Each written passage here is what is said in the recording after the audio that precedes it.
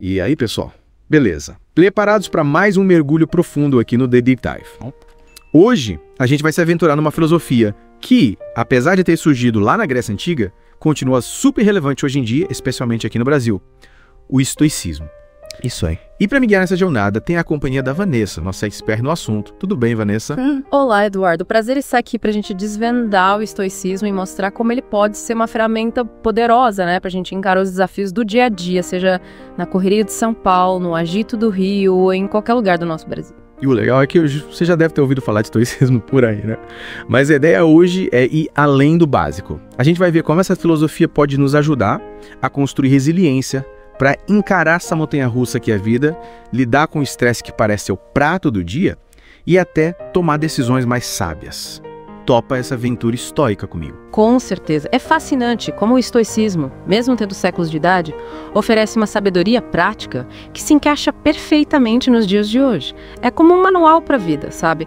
Mas sem aquela linguagem complicada, difícil de entender. E já que falamos em manual para a vida, qual seria o ponto de partida? Me explica aí, Vanessa, o que é estoicismo em termos simples, sem usar aqueles termos complicados de dicionário.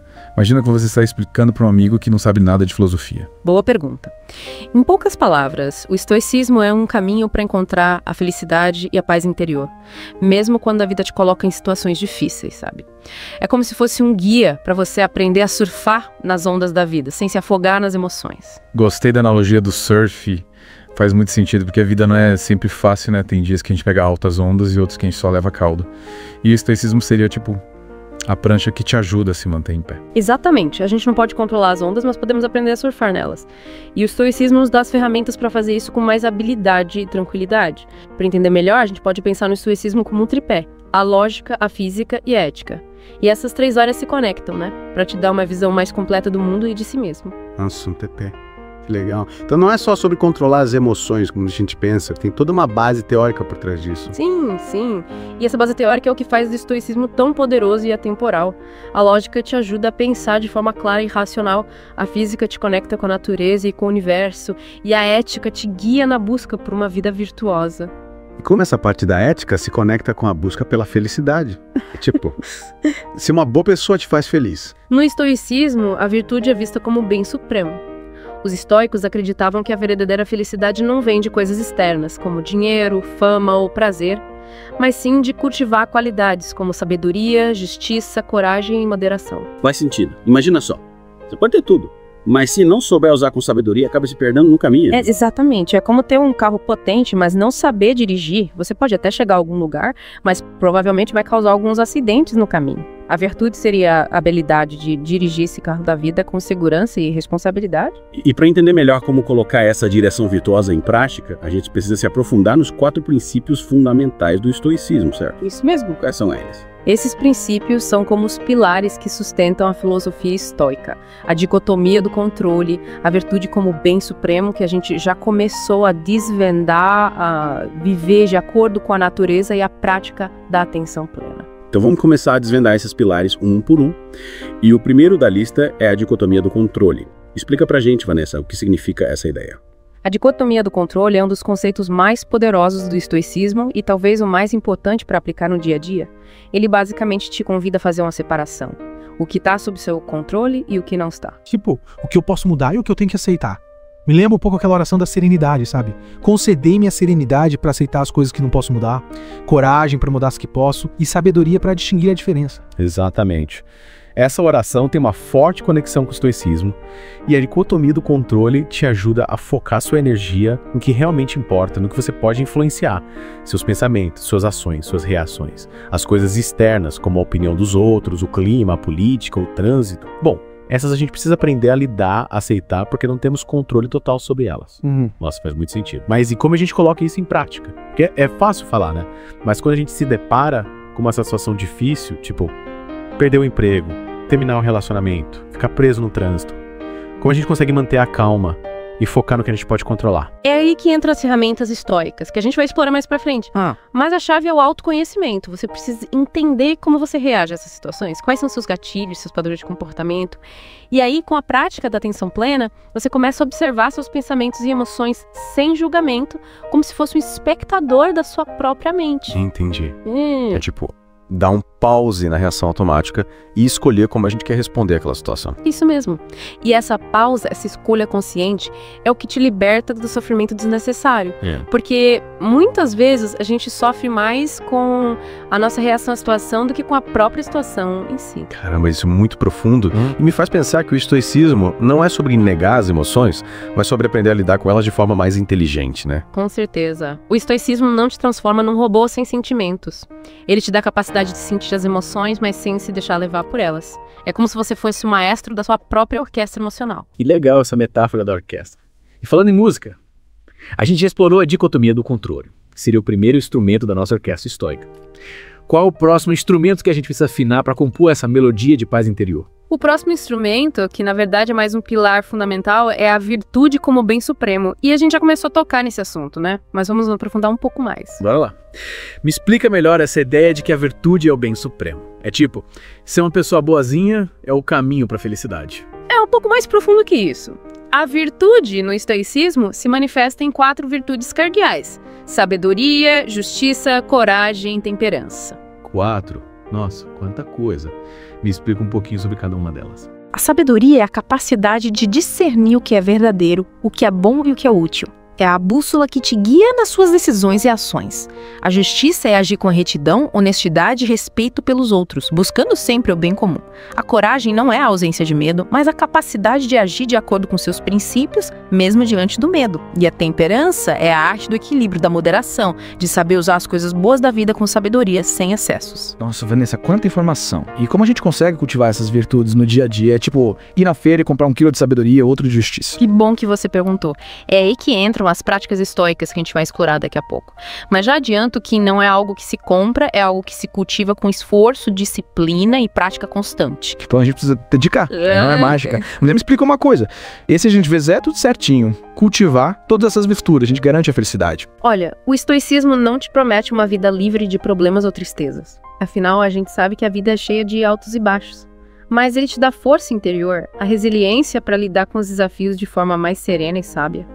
E essa serenidade, essa paz interior, é o que te permite encontrar a felicidade, mesmo em meio às tempestades. Faz muito sentido. É como se a gente construísse um abrigo interno para se proteger das intempéries da vida. É, exatamente. E esse abrigo é construído com os tijolos da virtude, da sabedoria, da justiça, da coragem, da temperança. E para fortalecer esse abrigo, a gente precisa se conectar com o próximo pilar do estoicismo: viver de acordo com a natureza. Mas como assim? A gente precisa se mudar para uma cabana na floresta e virar eremita. Calma, não precisa ser tão radical. Viver de acordo com a natureza no estoicismo significa viver de acordo com a razão, com a ordem natural das coisas. Entender que a gente faz parte de algo maior, de um universo interconectado e que nossas ações têm consequências. Então é tipo, ter consciência do nosso papel no mundo e agir com responsabilidade. Exatamente. É usar a razão para guiar nossas ações, buscar o bem comum, respeitar o meio ambiente, ser justo com o próximo.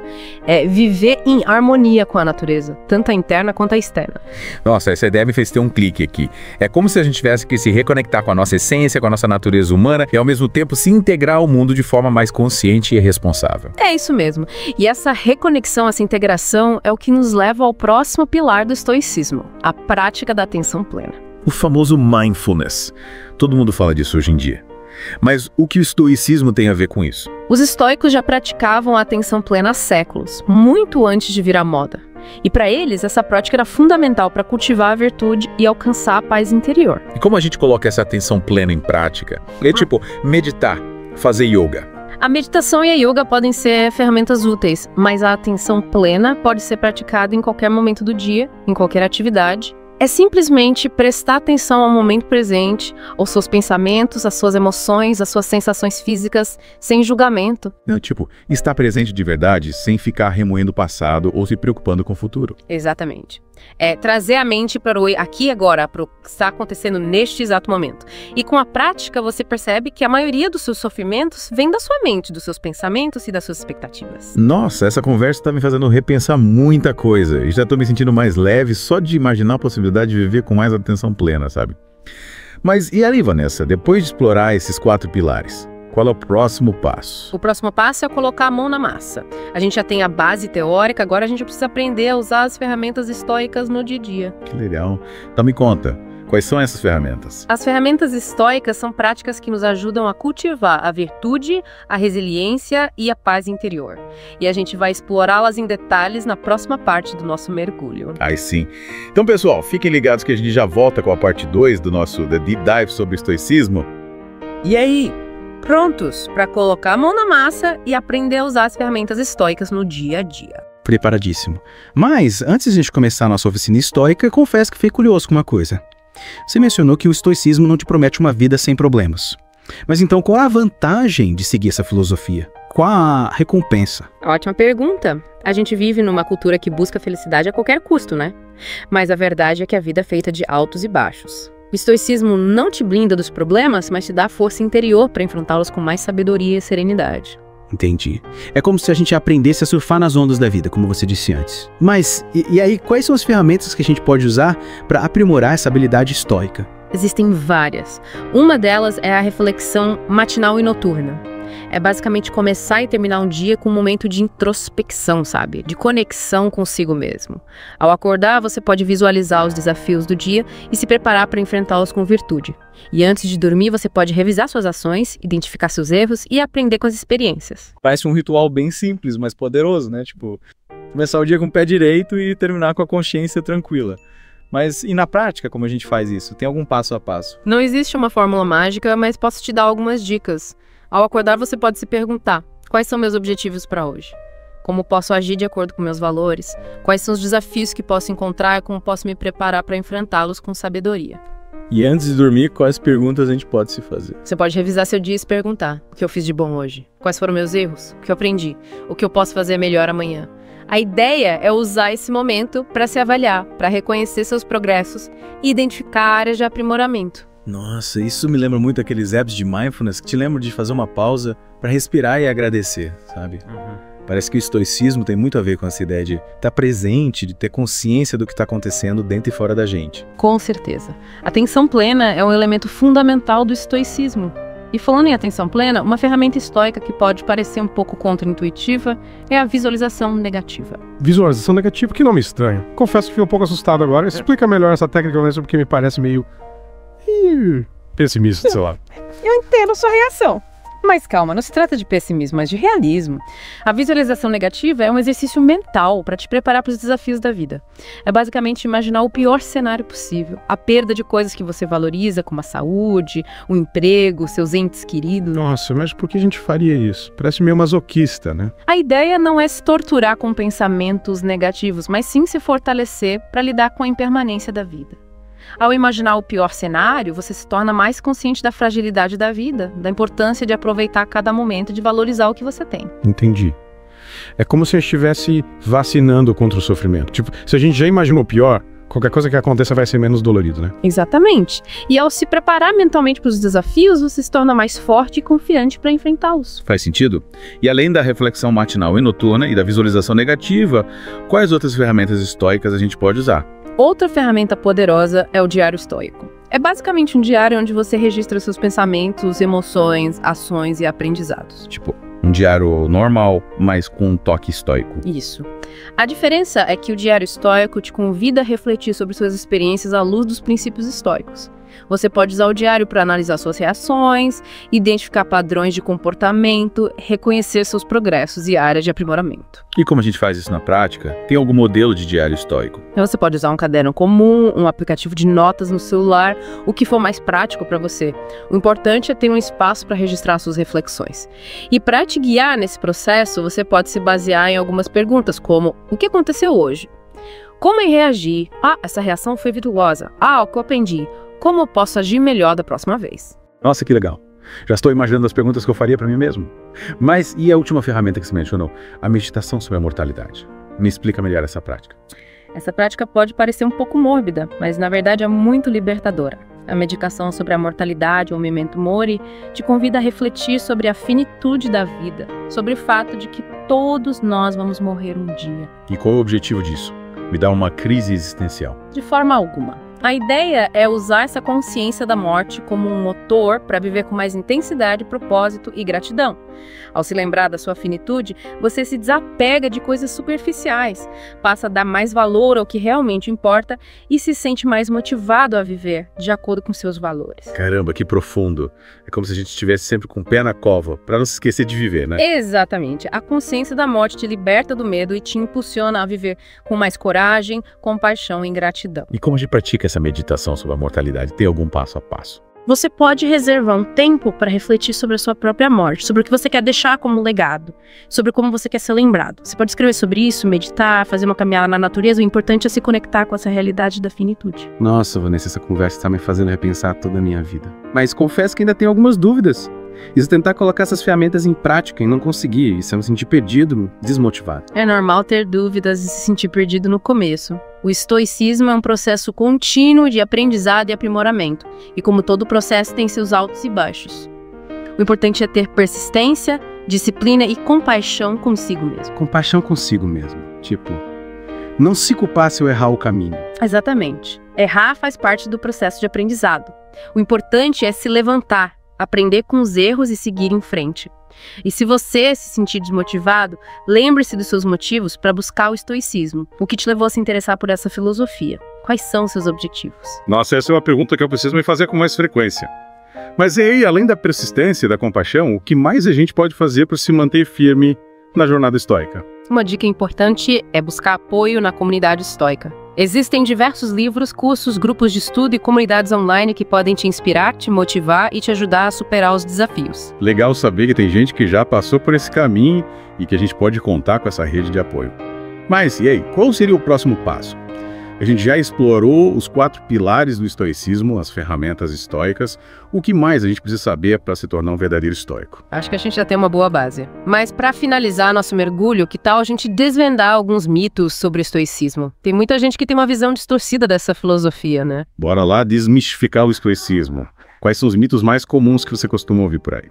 Um dos mitos mais comuns é que o estoicismo te transforma num robô sem sentimentos, frio e distante. Tipo, aqueles personagens de filme que não demonstram nenhuma emoção. Exatamente, mas como a gente já viu, o estoicismo não nega as emoções, ele te ensina a lidar com elas de forma mais equilibrada e racional. Faz sentido.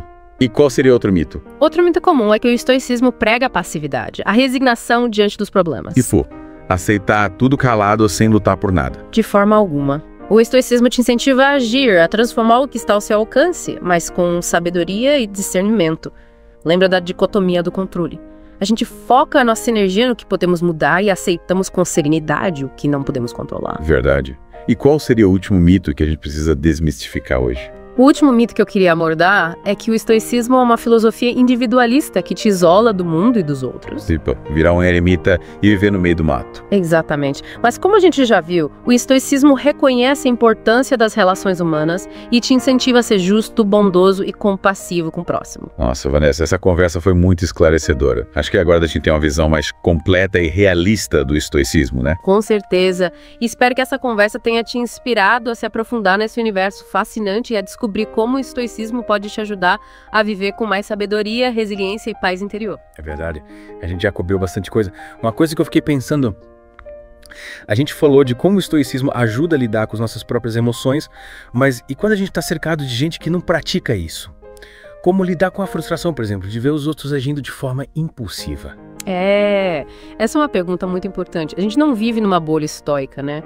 O mundo real tá cheio de gente que age por impulso, movida pela raiva, pelo medo, pela inveja. Mas o estoicismo não coloca a gente num pedestal de superioridade, né? Pelo contrário, ele nos ensina a ter compaixão, inclusive por quem ainda não encontrou esse caminho, né, de autoconhecimento. Compaixão até pelos chatos. Me explica melhor isso, Vanessa. Lembra da dicotomia de controle? A gente não controla as ações dos outros, apenas as nossas, né? E quando a gente entende isso profundamente, a frustração diminui. É como se você estivesse assistindo um filme, sabe? Você pode se irritar com as atitudes de um personagem, mas no fundo você sabe que não pode interferir na história. Faz sentido. Então, em vez de tentar mudar os outros, a gente deveria se concentrar em ser um exemplo. É isso. Exatamente. A melhor forma de influenciar o mundo é através da sua própria conduta, seja um exemplo de virtude, de sabedoria, de resiliência. As pessoas ao seu redor vão perceber essa força interior, essa paz que você emana e, quem sabe, se inspirar no seu exemplo. Legal. Mas mesmo assim, as pessoas continuarem te testando, te tirando do eixo, tipo aquele colega de trabalho que adora reclamar de tudo, ou aquele parente que só te procura para pedir favores. Aí entram as ferramentas estoicas que a gente já viu, né? A prática da atenção plena a observar esses comportamentos sem julgamento, sem se deixar contaminar pela energia negativa, né? A reflexão te permite analisar a situação de forma racional, buscando entender as motivações, né, por trás das ações dessas pessoas. E a virtude, ela te guia na hora de responder, agindo com justiça, sabedoria e compaixão, mesmo diante da provocação. O estoicismo te dá ferramentas para você lidar com cada desafio da vida, né? Incrível. Uma coisa que eu fico pensando, Vanessa, a gente tá falando de estoicismo aqui no Brasil. Será que essa filosofia se aplica à nossa realidade? A gente vive num país com tanta desigualdade, tanta injustiça, tanta corrupção. Será que o estoicismo não é uma filosofia muito idealista para a nossa realidade? Essa é uma questão muito importante. Eu diria que sim. O estoicismo é aplicável ao Brasil talvez até mais do que em outros lugares, justamente porque vivemos em um país com tantos desafios, a gente precisa de ferramentas para lidar com a frustração, a incerteza, a instabilidade. O Brasil é um desafio, né? Mas explica melhor isso.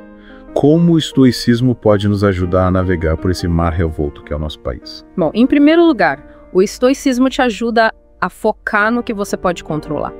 A gente não pode mudar a política do país da noite para o dia, mas a gente pode escolher como a gente reage a ela. A gente pode escolher não se deixar contaminar pela polarização, pelo discurso de ódio. A gente pode escolher agir localmente, buscando fazer a diferença na nossa comunidade, no nosso círculo de influência. Faz sentido.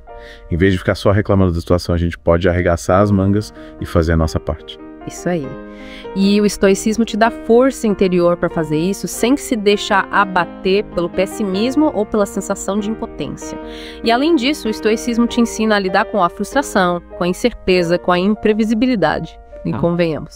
Isso é uma habilidade essencial para viver no Brasil. Com certeza. A gente nunca sabe o que vai acontecer amanhã. Mas e como o estoicismo pode nos ajudar a lidar com a desigualdade social, por exemplo? É difícil falar em paz interior quando tanta gente está sofrendo ao nosso redor. Claro, a desigualdade social é um problema gravíssimo que exige de ações concretas para ser combatido. E o estoicismo não coloca a gente numa redoma, né? Alheio à realidade. Pelo contrário, ele incentiva a gente a agir com justiça, a buscar o bem comum.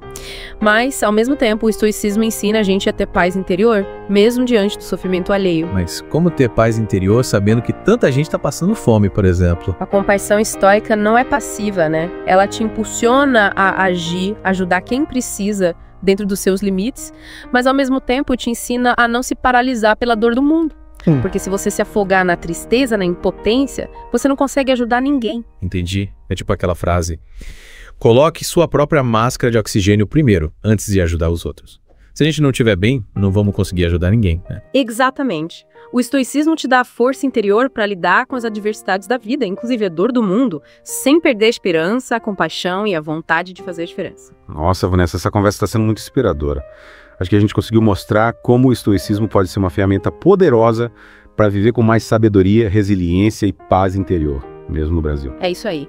E o mais importante é que essa ferramenta está disponível para todo mundo, independente da sua idade, da sua profissão, da sua religião. O estoicismo é um presente que a gente dá para si mesmo. E que presente, hein? Valeu, Vanessa, por compartilhar sua sabedoria com a gente. Obrigada. E você que nos acompanhou nessa jornada estoica, qual foi o seu maior aprendizado? Qual ferramenta você vai colocar em prática hoje mesmo? Compartilhe com a gente nas redes sociais. E lembre-se, a sabedoria estoica está ao alcance de todos nós. Basta a gente estar disposto a buscá-la e colocá-la em prática nas nossas vidas. Até a próxima, pessoal. E que a força estoica esteja com vocês.